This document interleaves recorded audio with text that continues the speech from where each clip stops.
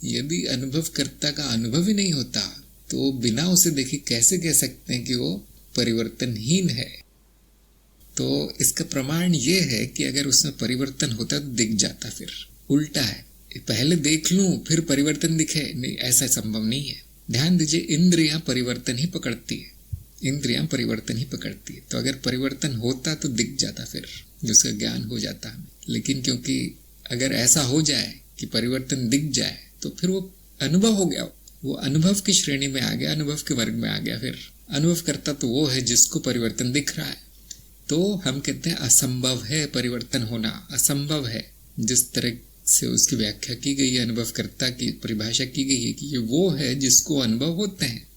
और हर अनुभव परिवर्तन है, हर अनुभव परिवर्तनीय, अनित्यता है, नाद है, तरंगे है, कंपन है, ब्रह्मनाद है। तो वो अनुभवकर्ता नहीं हो सकता।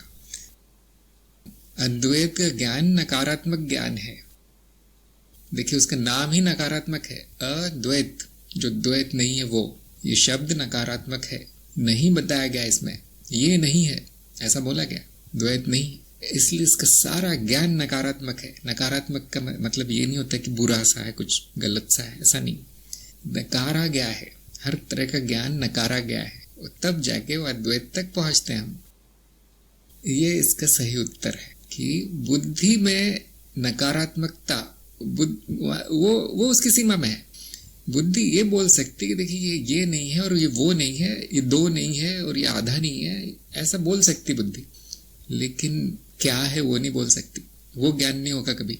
वो मैं हूँ और मैं अज्ञेय हूँ, मेरा ज्ञान नहीं हो सकता, मेरा अनुभव नहीं हो सकता, इसलिए ज्ञान नहीं हो सकता। लेकिन अज्ञान हटाया जा सकता है और जो है वो शुद्ध रूप में सामने आ जाता है। फिर वो होना मात्र है, जानना नहीं।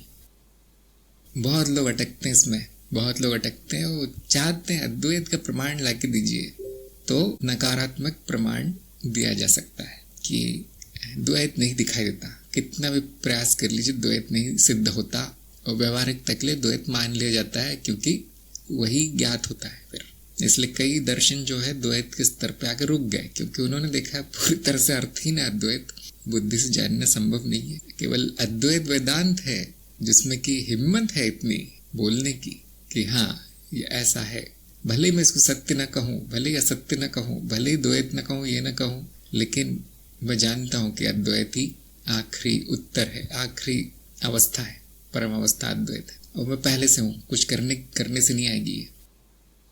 तो हमने उसको शब्दों में बांधने का प्रयास किया है। जैसे बौद्ध मार्ग में शून्यता कह दिया गया है, हमने उसको अनुभव क्रिया कह दिया है, या नाम दे दिए गए हैं, अस्तित्व ब्रह्मन, परम शिवम, परम ब्रह्म, और इस तरह के कई नाम दे दिए गए हैं। लेकिन हम जानते हैं कि वो नाम है, बुद्धि के लिए वहाँ पे कुछ खास है नहीं खाने का, खाली है थाली, वो बुद्धि भूखी रह जाती है वहाँ पे। इसलिए अद्वैत के स्तर पे जाके बुद्धि छोड़नी पड़ती है।